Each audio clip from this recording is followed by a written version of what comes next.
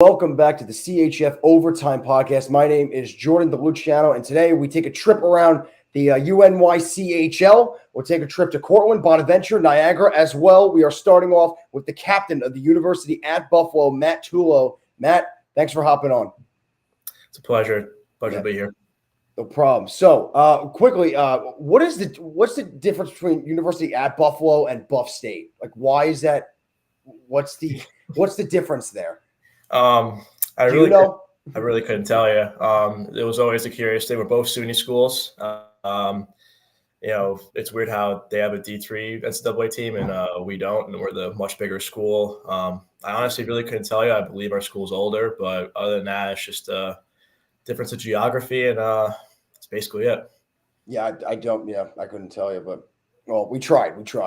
But you're from, you mentioned right before we came on, but then you're from Massapequa Park, right? Yep.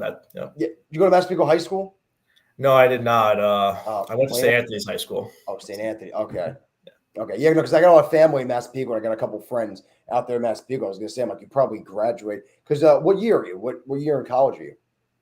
I'm in my fifth year, but I graduated high school in 2018, so I'm a 2000 birth year. Okay, so you're 4 years younger than me. So yeah. No. If you went to Massapequa High School, you may have known my cousin, but you went to St. Anthony's, so never mind. Wait, did you play? Do you know Lund? Last name Lund in St. Anthony's. The son went to URI. They play club, and Alex. Alex Lund, and his son coached. It's not his son. His dad coached me for high school for 2 years for varsity. Yeah, Bob. Yeah. Bob Lund was my travel hockey coach for PAL, and I played with Alex then and Bobby. I don't know if you know Bobby, the older one. I've seen them. I've seen around. They helped out a lot with the program for St. Anthony's. They're great people. My parents knew him beforehand, long before when I was younger. So I love him as a coach. He's a great guy. Great influence. Yeah, no, I liked him as a coach too. He was my first travel hockey coach. I started playing when I was in seventh grade, travel hockey. But now, on to the University of Buffalo. 3-1 start to start the season, including 2 convincing wins over Buff State. We just mentioned Buff State. Last year, you guys went 0-2, losing 7-2 and 4-2. This year, you're 2-0 right off the bat against them, 5-1 and now 9-1. What was the difference between last year and what has got you guys off to this great start? I feel like we just have a better connection with our new coaching staff. Cody Felser, former player. I played with him since I got here, and he knows how to run a college team very well. We also have returning from our nationals team 2 years ago, Coach Welker, who was coaching our national championship teams when we were still a D3 club program, and new defensive coach, Kurt O'Donnell. They just know how to run the bench. It's easier when you have 3 coaches instead of 1. And these guys just know how to put out a good lineup every key game. I feel like that was a definite question mark last year. That blowout game against Buff State, we definitely didn't have our best lineup when we played Buff State. And that 4-2 playoff game, we did. And AJ White, their goalie, really stole the show. So I think just this year we have a lot more chemistry as a team. There's a lot of positive vibes within the locker room now since we have new coaches and a much better squad than last year. So it just comes down to new coaching and a better locker room right now. That new coaching, you said you played with your coach, right? Yeah, Cody came in with me when I came to UB. He graduated last year, and we all voted for him that, it seemed like the logical choice for him to step up as head coach since he knows how the league works, how most of these teams are, and the competition that we face. So we felt pretty confident in his ability. And it's working out so far. Was the transition for him from player to coach, and was it seamless for him? And also, was it for you guys to see him from a player to coach? How was that transition? Because it's one thing for him to be on your line mate, and it's another thing for him to be behind you, like yelling instructions. Well, he was a leader. Every year that I played with him, from his first year to his last year as a leader, he had an A on his chest last year. And I think the transition was pretty seamless, There are guys that have known him back during his high school days, and all of them had the utmost respect for him. And most of the guys just, he's the head coach now. We still call him Cody here and there, but, there's that respect level that you would have for your head coach.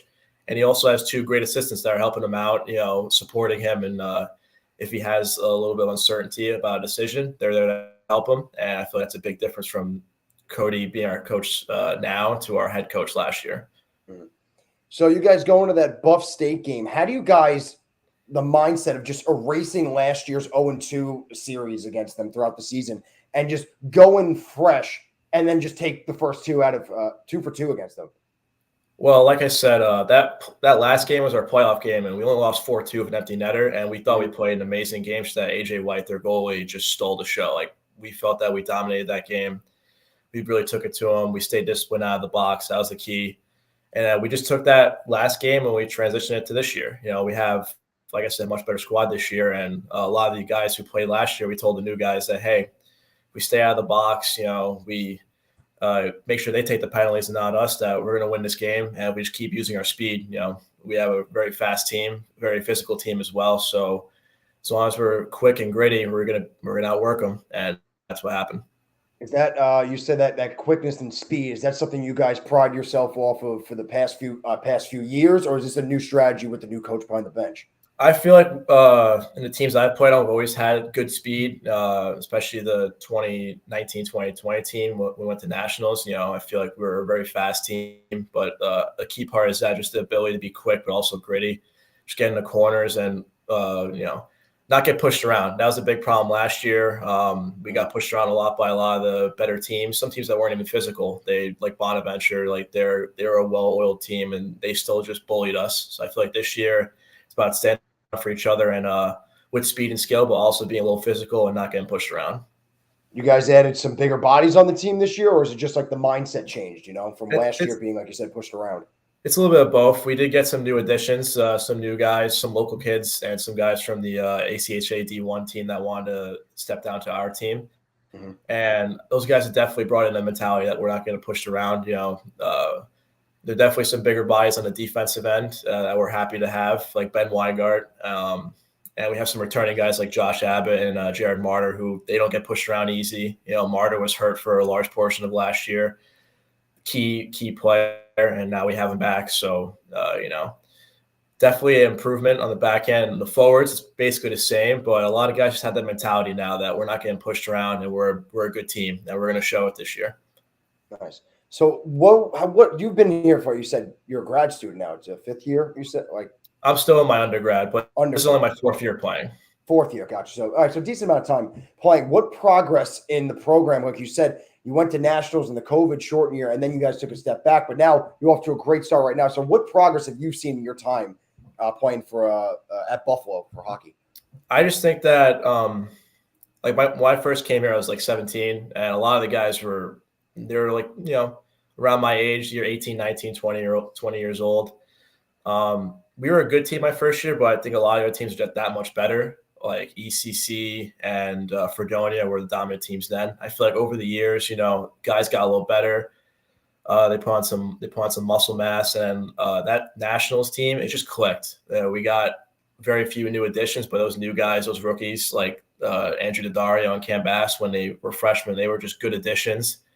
And even in last year, I felt like that the team just got so much better skill wise. And it was so impressive just that last year just didn't click. And now this year we have guys from the ACHA D1 team like McCarron and Dylan Foresta that they're just a good mix of speed and skill and physicality. And it's just so strange to see how much it's improved over the past couple of years. You really feel that that the new voice and structure behind the bench has really led to this team that you believe has a lot of skill and talent. But now that there's a new voice that has, like I said, structure, you really feel like that's molded this skill and talent to become more productive on the ice. Yeah, 100%. Cody really tried to lead her team as practically a coach last year, and at times it really showed because when our coach was being a little overwhelmed with stuff, he would step up and he just really led the way, and that's why this year him being head coach, it just really fits. And Coach Welker, he's coached multiple UB teams. He didn't coach last year, unfortunately, but now he's back. And he just knows how to run. He knows how to run the offense. He knows what line mates belong with who, what lines need to go out at what time. And they just believe in us. They're instilling the confidence in this team that we're a really good team, that we're not going to get pushed around. So that's basically what they're trying to do for us, and we're just emitting that energy on the ice. So you guys, we mentioned good start so far, 2 wins over Buff State that are included into the 3. What do you guys have to do on your end to sustain this success? Obviously, keep that speed game up. That's probably our biggest positive impact on the ice so far when it comes to this year. But I think definitely staying disciplined. I feel like some of our games, especially against Buff State, have gotten out of hand. Some cases it's been back and forth where we're defending a teammate, but I feel like we stay out of the box and we just keep applying the pressure that we had all season. I feel like most of the games we played, we've been in the other team zone. Even our recent loss against Fredonia, we dominated the play. It's just that it's just how games go sometimes. Yeah. But as long as we keep up that pressure in the O-zone and just play sound defensively, we'll make our goalies' lives easier. And we also have 2 stellar goaltenders, so we're really confident in this team that as long as we just keep our heads, we'll be a really good team. Do you feel like your team at University of Buffalo has something to prove this year, considering last year we saw the heavyweights in like Bonaventure and Binghamton, Niagara, just to name a few. And then you guys, Buff State is another one that you can name. You guys taking care of business early on. Do you feel like you guys have a point to prove in this conference, or you guys just going to go about your business and do what you got to do? I think it's a little bit of both. That last year we felt we were a talented team, just that wasn't clicking. And I feel like our point to prove this year is that we were a talented team, because we have a lot of guys that were on the team last year that are still on this team now. And yeah, I feel like we're trying to go about our business as best we can, but there are certain teams that probably want to prove that we weren't as bad as people thought we were. I think we have with our first 2 games against Buff State, but that was a team that definitely thought that we weren't very good based on what happened last year. So I think now it's just keeping our focus on the end goals, hopefully win the U League and make an impact in nationals, and just keeping it to ourselves and keeping our heads focused on the goal. As the captain of this team, how do you maintain that the guys around you keep that level head and keep the eye on the goal at hand? Well, like on the ice, they make it extremely easy. Everyone wants to win. Obviously no one wants to lose, but a lot of the guys are just making sure that, we're winning on the scoreboard, and that if someone gets hit in a iffy way or someone gets jumped, that we're backing each other up. And they're really making it easy. I don't really have to say that much with these guys. We also have a great group of leaders, our assistant captains, Cam Bass, Shane Tyree, and Josh Abbott. They do a great job of helping me and the coaches out. So it's really easy. A group of guys in the locker room, they all know what the goal is. They all motivated. They all came here for a reason. Some of the guys that came down who are new, they know what they want to do and they know what the goal is. So they're making it really easy for me. Yeah, I like that you do the same thing a lot of people do, and it's just hockey. Is just you guys go down the list of everyone that's contributing to the team. Every player that I talk to over these interviews, you do the same thing. They just go down the list of everyone on the roster, and they make a point to note everybody and give everyone their recognition because it's due. It's very honorable, and it shows a good reason why you have the C on your jersey. So before I let you go to get off hockey, what are your plans at Buff State and going into the future? What do you got in your major? For at UB, I'm in environmental design with an architecture minor. Used to be a civil engineer before I switched, so I'm trying to leaning towards either residential planning, city planning, or maybe in construction back home on the island. Okay. So, or even here in Buffalo, I do kind of like it here, but it's a little up in the air. I'm debating either going for a master's program or just taking a year off and just trying to work. But it's an interesting time. You're trying to figure it out when you're about to graduate. But yeah, definitely leaning towards that. That's definitely where I aim to be. And you mentioned before you're from the island. We've talked about in the beginning. What's the difference between living on Long Island and living upstate New York and Buffalo? I spent the summer here, and it's extremely peaceful. It's the summers are just as beautiful as back home. There's no beaches like on Long Island, but it's definitely a little bit more peaceful. I can drive whenever I want, wherever I want, without having to worry about traffic. But it's definitely extremely different. I can't get a nice slice of pizza anywhere up in Buffalo. That's probably really it's still New York pizza, but there's nothing up there. No, there's stuff up there, but I think I feel like you'd understand that the pizza New York City and Long Island is definitely a top tier. So Buffalo's still good, but it's got some work to do. Yeah, I have like a couple pizzerias around my house that probably will just near my house that will beat out the places up there. But you said Massapequa Park. Do you go to that place? What's it called? The burger place. And that's the peak one. All-American? I have, There? yeah. It's definitely if you What ever do you go to think of match that people, place? I think it's good. You know, I've had better, but it's definitely good. It's always packed every time I drive because I'm always with my family and my friends live. I always have to pass that place. It's always packed. I've been there twice. It's kind of like whatever to me. I don't know. It's just a name. It's definitely good, but the hype is definitely a little bit too much, but not that much overrated. I've definitely had better. I feel like you'd probably say the same if you had Yeah. it, but yeah, it's definitely still decent. I would take. I don't know if you ever had Sonic. I would take a Sonic burger over that burger. I don't know if I actually have to agree with you on that. I feel you like they're would. kind of they're kind of the same ballpark. I'm sure some Long Islanders would probably kill me over that, but yeah. You know, they got a bunch. There was one Sonic in Deer Park, I believe. Now there's one in Smithtown, which is right near me now. It's the drive-in experience. So, yeah, I would still take that. I would take the Sonic burger over the Yeah, the I definitely All-American. side with you on that one. I definitely agree. All right, nice. Well, Matt, thanks for hopping on. Good luck the rest of the way. I appreciate you having a nice conversation here talking about your team. All right, thank you. It's been a pleasure. Have a good one. No problem. Have a good day, man. Good luck with school and everything. All right, Thank so everyone, that was the captain of University at Buffalo, Matt Tulo, talking about his team's good start and kind of turning some heads in the Upstate League. So now I will move on. Let's get my next guest in here. Just got to always send the link. So I guess I'll give like an intro before my next guest pops on. So this past Saturday, I was calling the Farmingdale State game against Cortland, and that game, close to the end of the second period, was 6-1 Farmingdale. And I'm calling the game because the weekend before, Farmingdale beat Fordham 7-0. So I'm calling the game. I'm like, are we going to get another blowout? But in the back of my mind, I'm thinking Cortland has had pretty good responses throughout the game, even when they were getting behind. They were having good secondary shifts after they let up a goal, but it was still 6-1. But I'm like, well, let's see what happens. It's not looking good. And then Cortland, boom, boom, within the last couple of minutes, thanks to the man that is about to join the show, got on the board twice and made 6-3 going in the third. Then it was 6-5, and now on cue, I guess he'll help me finish the rest of the story. Chris Hammerly, part of the SUNY Cortland Red Dragons. Chris, thanks for coming on, man. Thank you for having me. No problem. You know, I was literally just doing just giving the backstory to this past Saturday game. I was calling that game.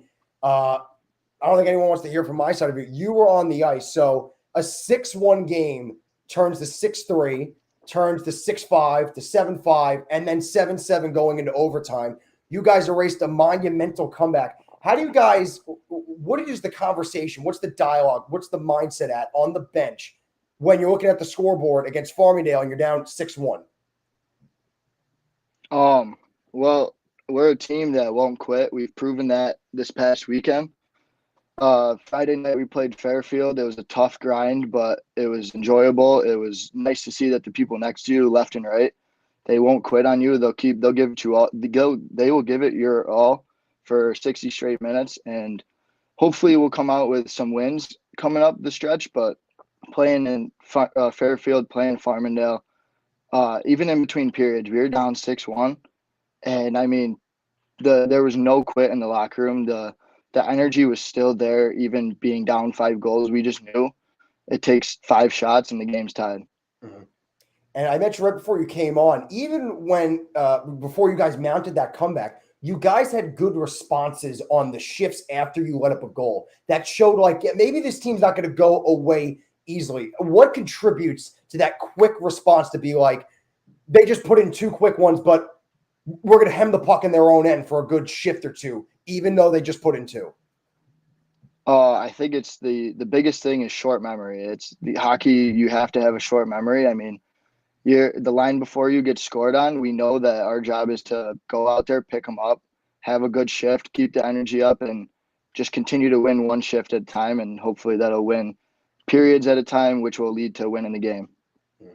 And then the same thing can be said. You guys get back within 1, and then it's 6-5, 7-5 then, and you guys just had a great response. Is this something that carried into the season from last year? Did you guys have this resiliency tendency last year, or is this like a newfound thing you guys have maybe something clicked throughout this offseason and leading up into this year?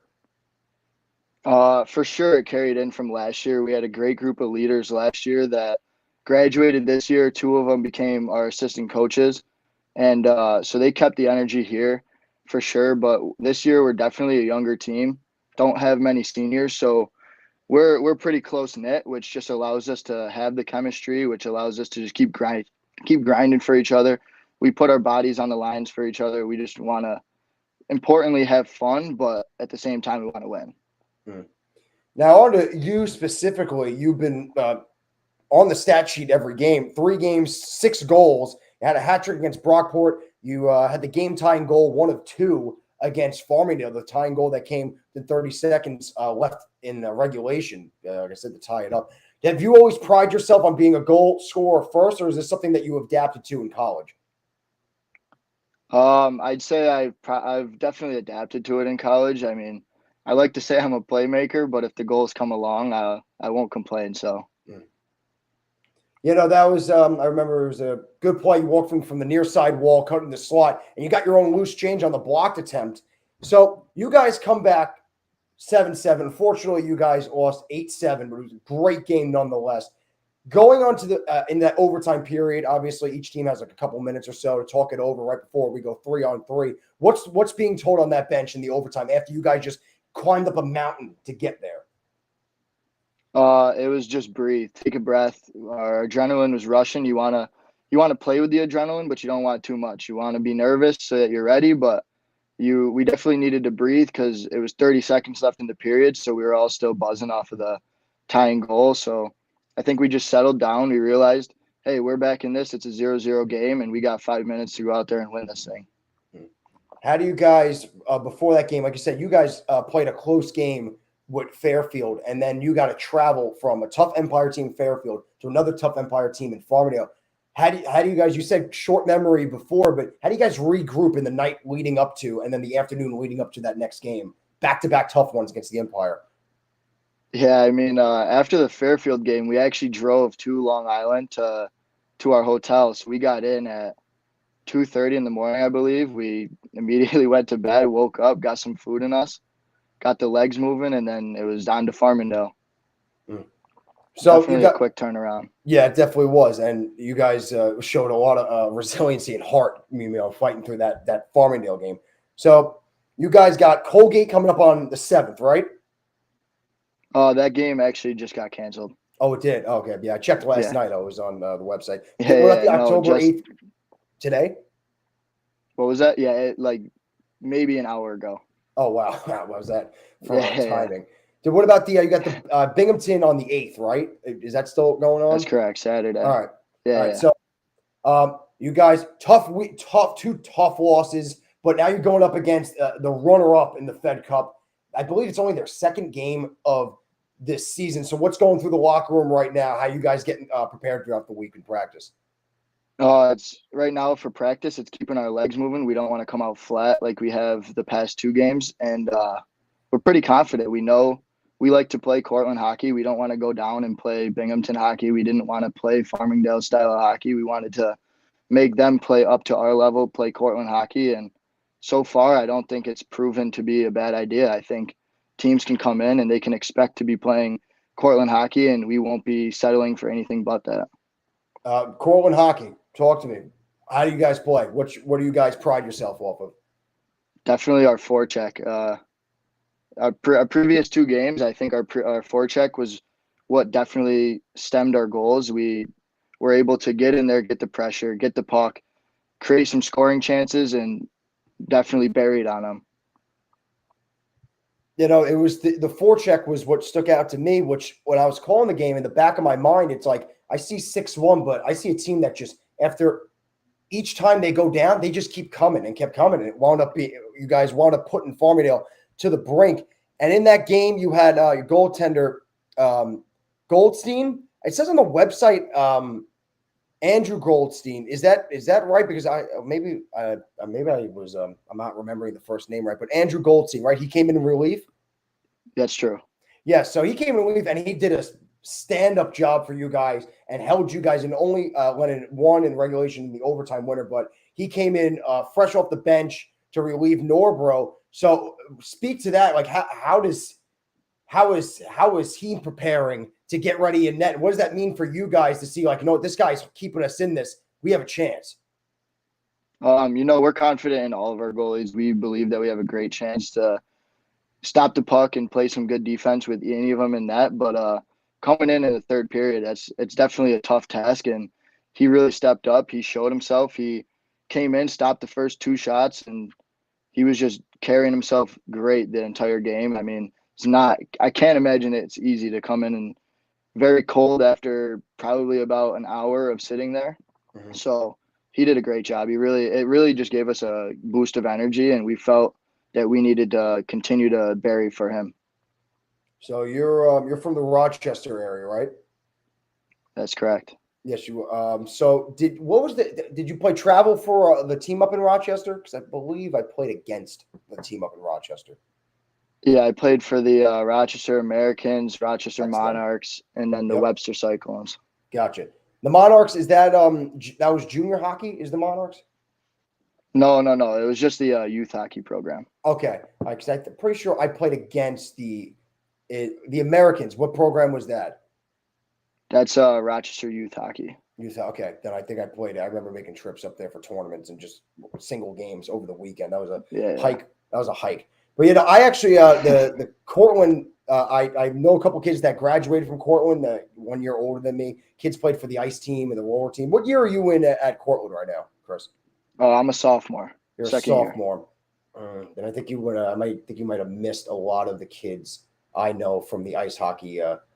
From the. No, do you guys have a Division I club team as well up there? Division 3. Division 3. We have our Division 3 varsity team, and then we're the Division 3 club team. Okay, gotcha.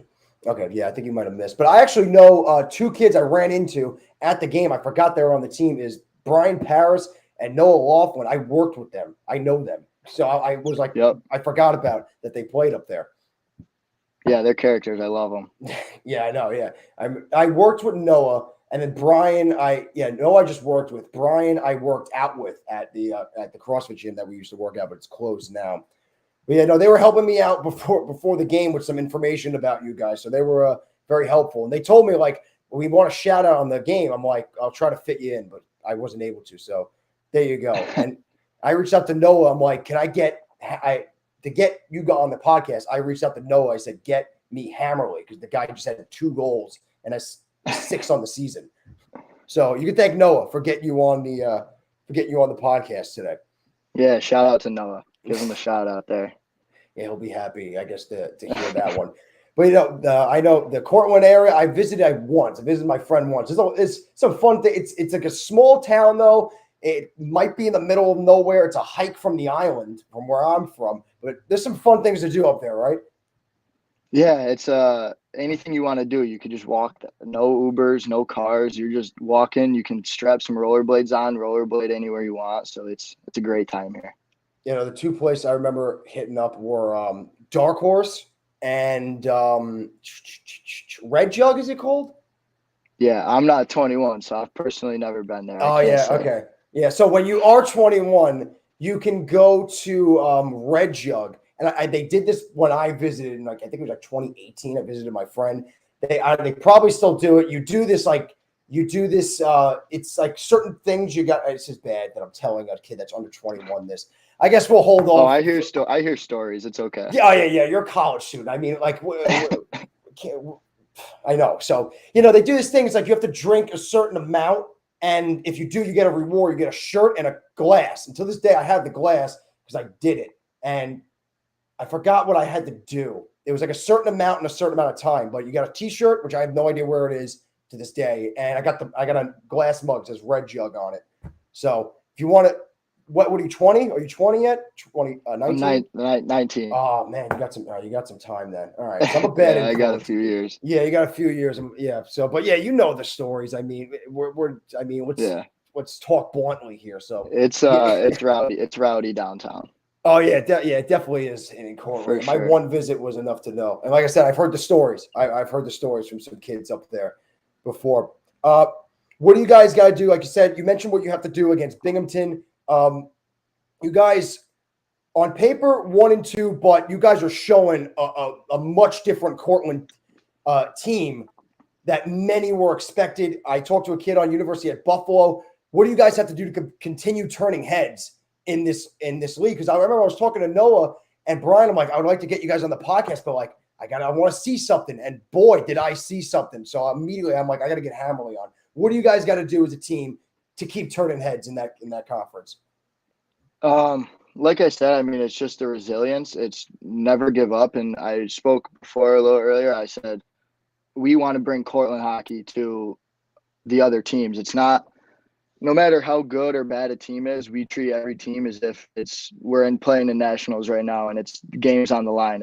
That's how we like to look at the games. And like you said, we're 1-2 on the paper, but I think our coach put it best last game. It felt like a win against Farmingdale. I mean, the atmosphere there was unbelievable. It felt like a home game. It was amazing. It was a home game. Yeah, it was unbelievable. So that felt like a home game. It was I mean, we came back from 6-1. The resiliency was there. The no quit attitude was definitely there.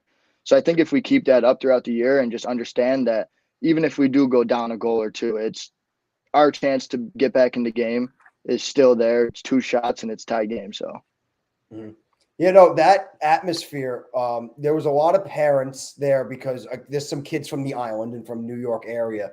And the kids that weren't playing for Cortland, they were just as much into this game as if they were wearing skates and they were up in the crowd. So, you know, that felt like that atmosphere felt like a playoff type vibe on your guys' end. That was amazing to be a part of. But Chris, thanks for hopping on. It was a great game to call for me to be a part of. You guys made that game awesome on Saturday. Good luck the rest of the way, man. Enjoy the rest of your day, all right? Thank you. I appreciate it. Enjoy your day. No problem, Chris. So, again, that was Christopher Hammerly, forward for SUNY Cortland. Again, he's off to a very good start this year for Cortland. And the thing is, they're right there in every game, like with Fairfield and right there with Farmingdale. And they got a big test this weekend. Like we mentioned, the October 7th game against Colgate got canceled a mere hour before he popped on for the interview. And then, so that's not happening. Then they got Binghamton, so the runner-ups. And I believe Binghamton only had 1 game played so far. I got to double-check the website as I'm preparing to send the invite to my next guest. So, yep, my next guest, again, we're staying in the Upstate League. I'm going to try to stay in the trend so far. Like last week, we did the College Hockey South. Right now, I'm doing the Upstate New York Conference to just stay with specific conferences. Like next week, I'll stay with one specific conference as opposed to bouncing around. I don't know which way I'm going to go. I don't know if I'm going to bounce around for different teams next week in different conferences or just like the last 2 weeks, just stick in the same one. Don't know yet. I'll cross that bridge when I get to it. But I just want to make sure. Good. He's got it. So joining me now, he's not in it yet, but I guess I'll start the intro. Why not? To lead him into it. Forward for St. Bonaventure and on cue, he joins. Forward for St. Bonaventure, Owen Hughes. Owen, thanks for coming on, man. How's it going? Good, man. Good. So I got to talk to 2 other kids from the Upstate Conference. You're the third for this show. You guys 1-1. You guys are the 1-1 tie against Georgia. Goalie stood on his head that game. But before we get into the game specifically, what's it like just getting a taste of outside conference teams, especially a powerhouse in Georgia down south? Yeah, obviously they're a great organization, and it was good to get some experience out of that early. But, I mean, we didn't play as well as we wanted to, but at the same time, it was a great experience. They're a great program down there, so it was awesome. Yeah, you said you didn't play as good as you want to. I mean, you guys did everything possible to win. You put 52 shots on goal. So what's it like on the bench when you guys are pestering a goalie and he's got 51 saves and only 1 past him to just slow things down and just not get rattled because this guy's standing on his head? Yeah, we just try to stay positive. I mean, when we can't bury the puck, I mean, it is what it is. We just got to stay positive and hit the net, obviously. So, you guys off to a pretty good start this year. So before we get more into this year, I want to go back to the Fed Cup when you guys had that statement win in pool play, knocking off Farmingdale. Was there a strategy that you guys specifically went to, or did you guys just stick to your game and say, this is our game and we know we can beat this team? And you convincingly did that. Yeah, we were confident in our game plan like all year. We just stuck to it, and we were all pumped up for that game, obviously. So, yeah, just stuck to it. We just played with our speed, and it worked out for us.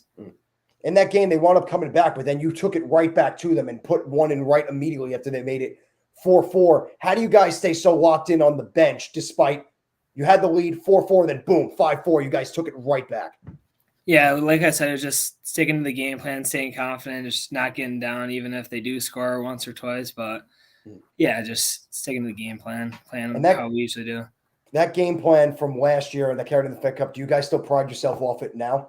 Yeah, absolutely. Just always play with speed, physicality, same thing as usual. Speed and physicality. Any key losses or key additions that you guys – maybe losses that might hurt, might be a stinger, guys graduate or maybe transfers, or maybe some new faces that have contributed early for you guys? We lost a few seniors, I think 4 or 5, but we're a young team now. We got 13 freshmen, so we're pretty young. We're excited for it. Well, nice. So you guys have some decent expectations coming this year. You won your conference last year, so very impressive in that. Made a great showing at the Fed Cup. So how does this team handle those expectations going into this year? We try not to think about it too much. Obviously, it's our goal for the year just to repeat and get back to nationals and do the same stuff that we did. But try to just put that aside for now and just focus on the new year because it's obviously a lot different of a team. We're super young and got a lot of new guys, so we just try to focus on the new year and the opponents we got now. How do those new guys come into this team knowing the success of this program and just this last year long? How have they been handling it? Oh, they've been good. I mean, we're all super close as a group, and we all love each other. So they obviously know what we did last year. So we're just trying to do it again all together. So your guys' next game, you got a decent layoff until you play October 14th, I believe, at Buffalo, right? Yeah, we're on break this weekend for school, so we don't start up till next weekend again for games. What do you guys have break for? It's just midterm breaks, just like a 4-day break. So. Midterms do you guys have like a unique semester system? No, not really. Just a little break. I know I graduated college in 2019, so I'm not remembering the midterms being at this time of year. But I don't know. It's been a decent amount of time for me. But you guys only 2 games played. You had a very convincing win over Rochester 9-0, and then the tie to University of Georgia. Do you guys feel like that only 2 games, it might cause you guys to come out a little slower, considering your next game's going to be mid-October? You only have 2 games under your belt.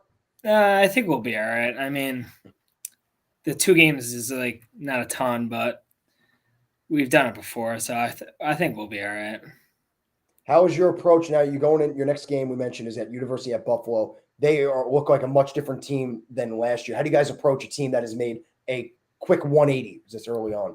Same as usual. I mean, we're not scared of many teams, but still don't underestimate any team or overestimate any team. Just go in, play our game.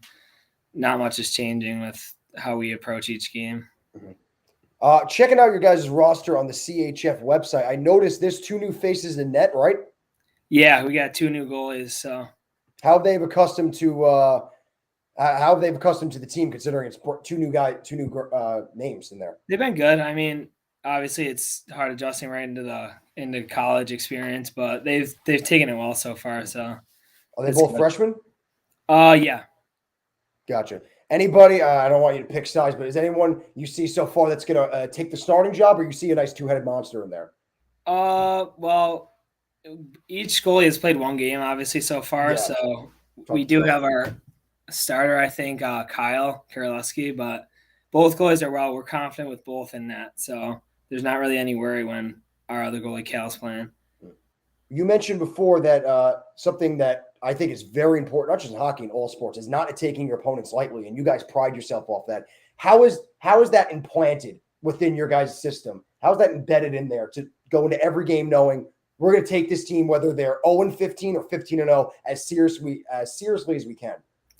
I mean, obviously we want our record to be the best it can be going into nationals and stuff and going into the playoffs, but it's just got to be how it is. Like, we got to take every team, like, just how good they are, and it doesn't matter how good they are, what I meant.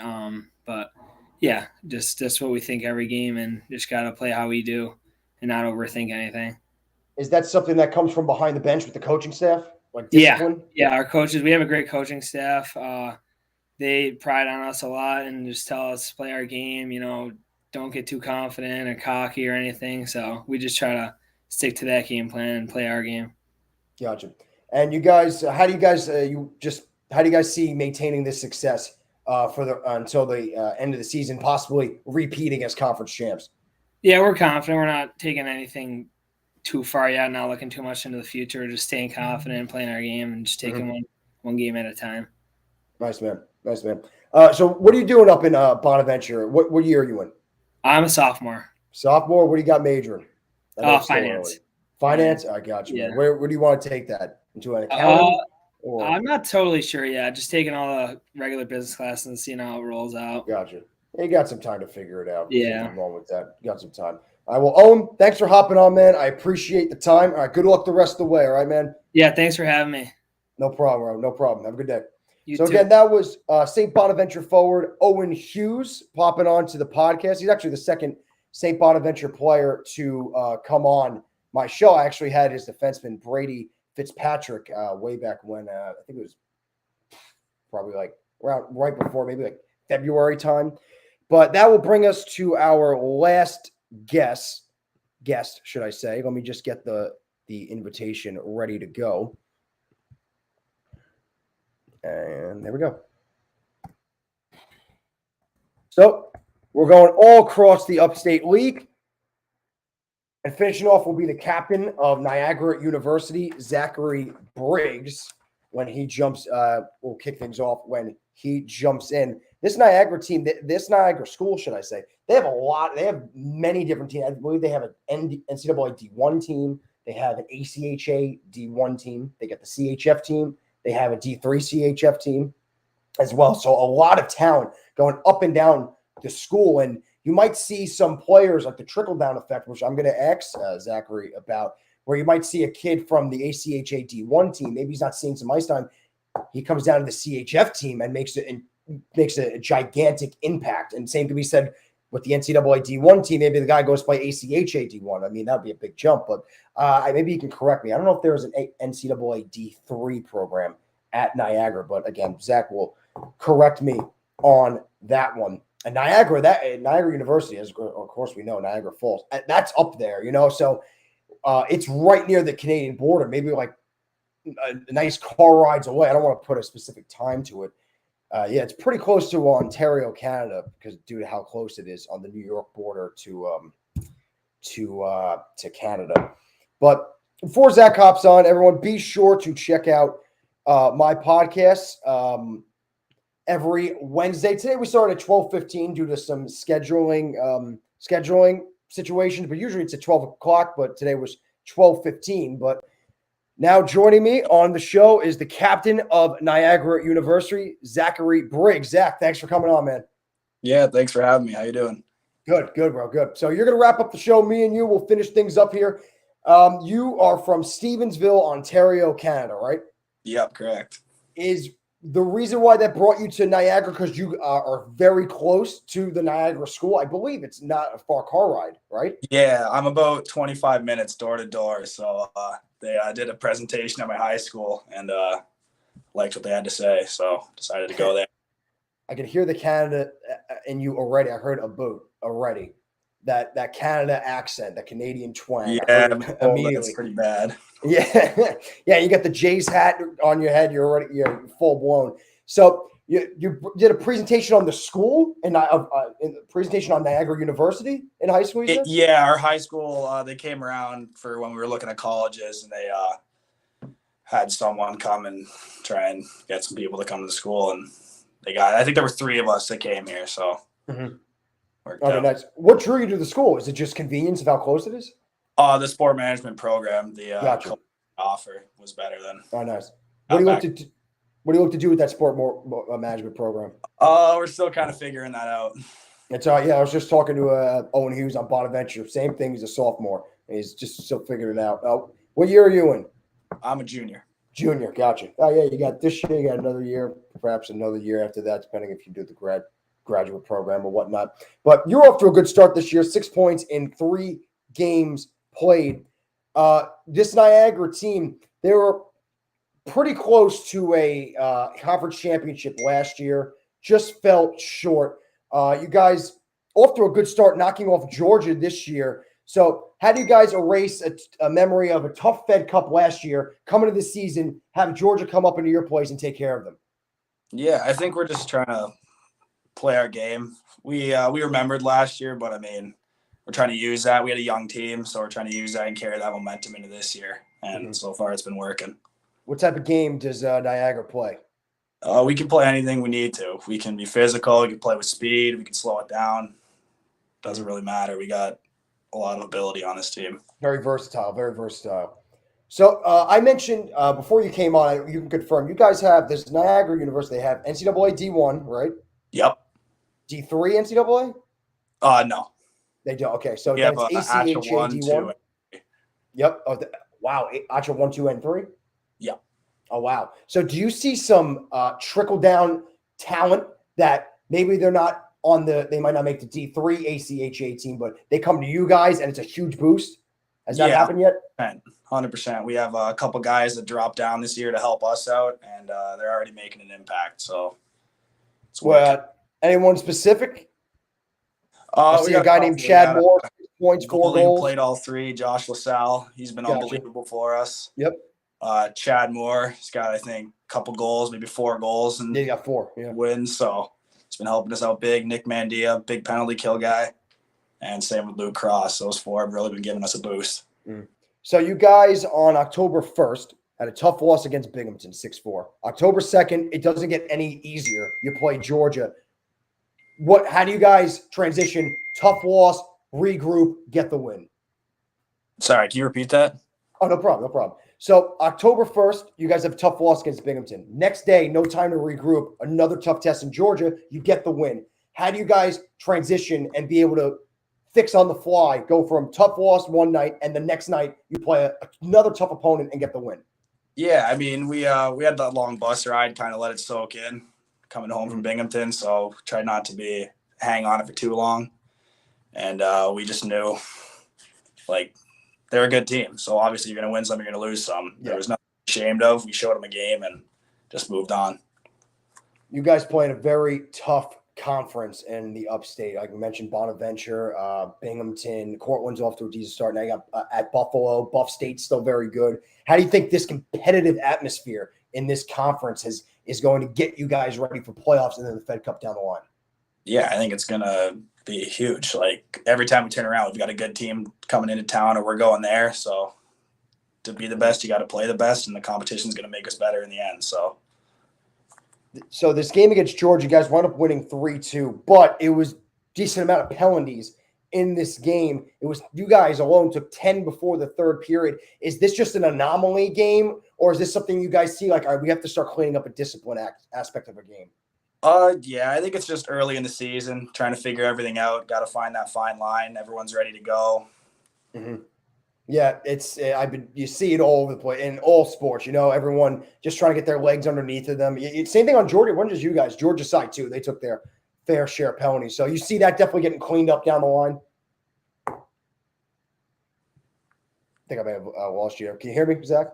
Yep, I'm good. Gotcha. Okay. Yeah, so do you see, because Georgia did the same thing. Georgia's taking a fair share amount of penalties. So you see that on your guys then getting cleaned up down the line?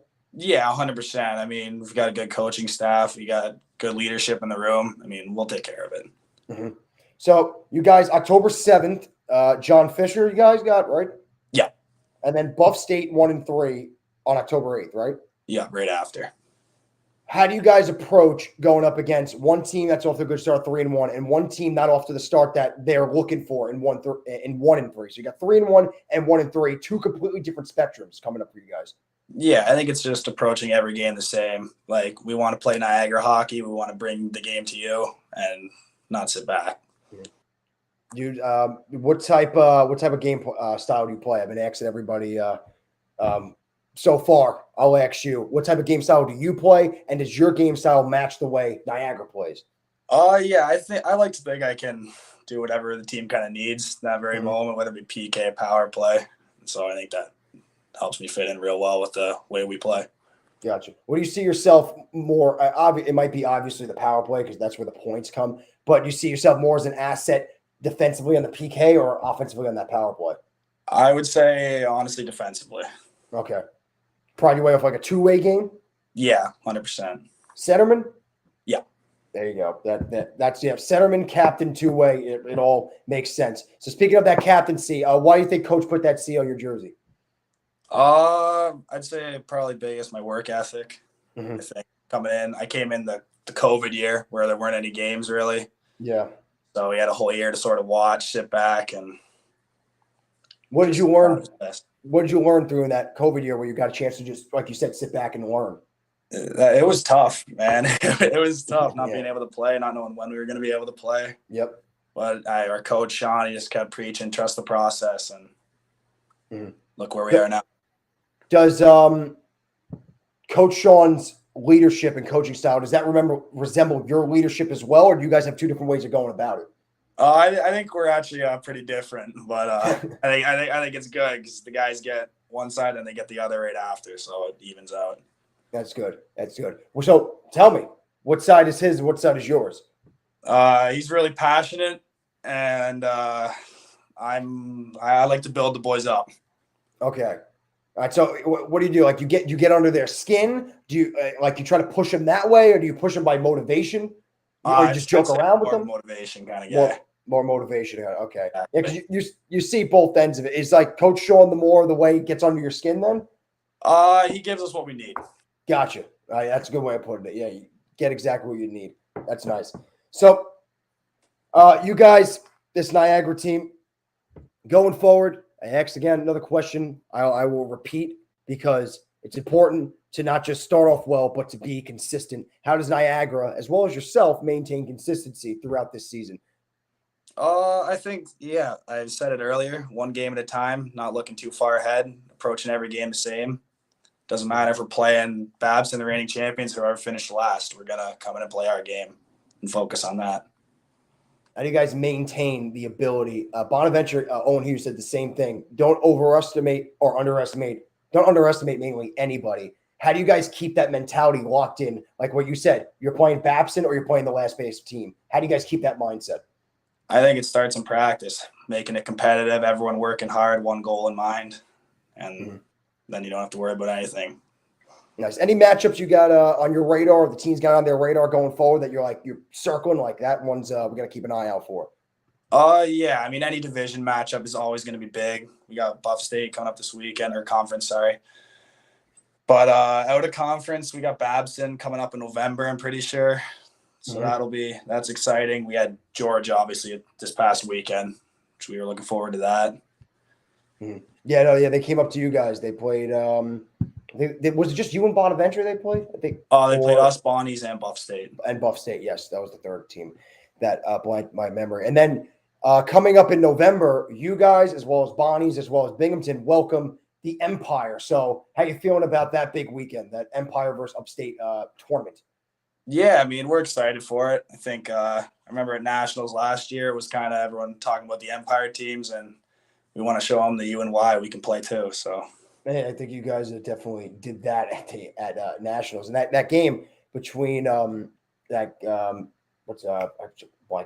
and Bonaventure game, that was like championship packed crowd atmosphere. That was and Bonaventure definitely showed, just like what you said. Empire might get all the attention, but hey, we got something to say Upstate as well. But speaking of Bonaventure, what do you guys got to do to dethrone them as conference champions? We had 3 tight games with them last year. I mean, I think we've gotten better. I'm not really sure what changes they've made, but I'm sure it's going to be a good game. We just got to try and stay out of the box and bring the game to them. Gotcha, man. Well, Zach, thanks for coming on. Good luck the rest of the way, man, and enjoy the rest of your day. All right? Yeah, having me. Have a good one. Have a good one, Zach. So, again, that is the captain of Niagara University, Zachary Briggs.